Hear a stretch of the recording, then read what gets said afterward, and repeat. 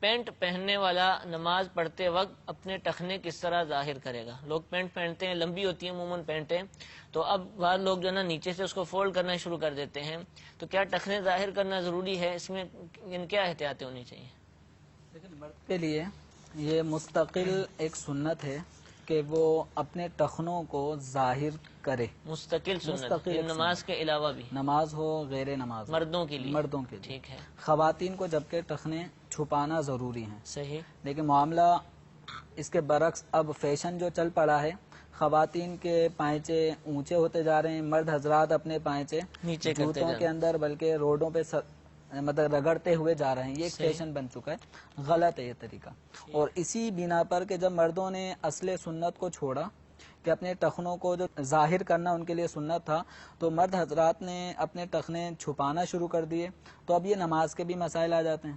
اب جب یہ نماز پڑھتے ہیں تو اس وقت پھر عوام کا ایک ذہن ہوتا ہے کہ نماز میں تو ٹخنے دکھانے چاہیے.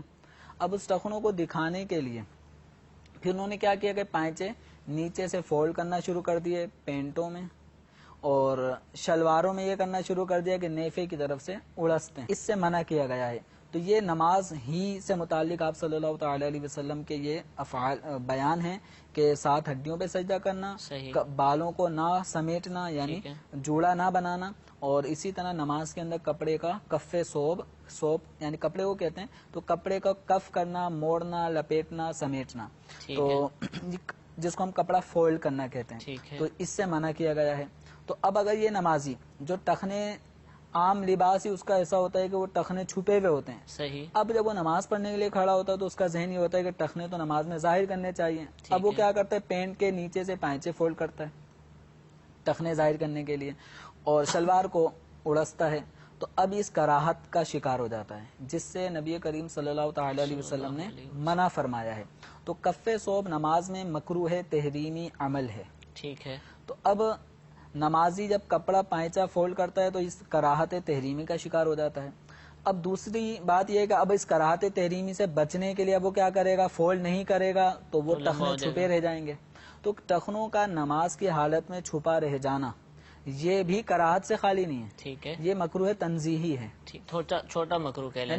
ہاں، کراہت 2 قسم کی ہیں، کراہت تحریمی اور ایک کراہت تنزیہی. تو کراہت تحریمی یہ گناہ ہے، ناجائز ہے، اس سے بندہ گناہگار ہوتا ہے. کراہت تحریمی کے بجائے جو کراہت تنزیہی ہے، کراہت تنزیہی کا ارتکاب کرنے والے کو گناہگار نہیں کہا جائے گا، لیکن کراہت تو ہے، ناپسندیدہ طریقہ تو ہے. تو اب جب اصل سنت ایک مرد نے چھوڑی کہ اپنے ٹخنوں کو ظاہر رکھنا اس کے لیے مستقل ایک سنت تھا، تو اس نے اس سنت کو چھوڑا، پائچے لمبے رکھے، تو اب یا تو فولڈ کرے گا کراہت تحریمی کا شکار ہوگا، فولڈ نہیں کرے گا نیچے چھوڑ دے گا تو مکروہ تنزیہی کا ارتکاب کرے گا. دونوں کراہتوں میں اب یہ مبتلا ہو گیا. ٹھیک ہے.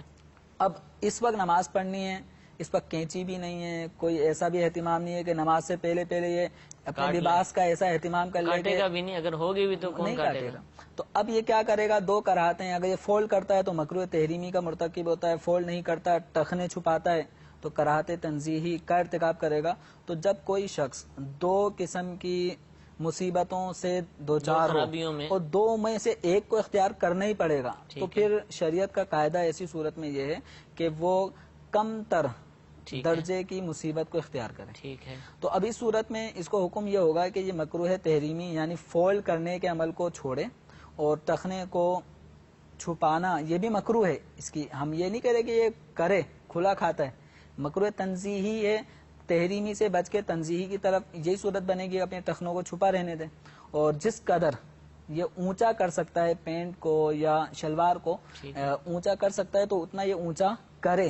اونچا کرے گا، موڑے گا نہیں.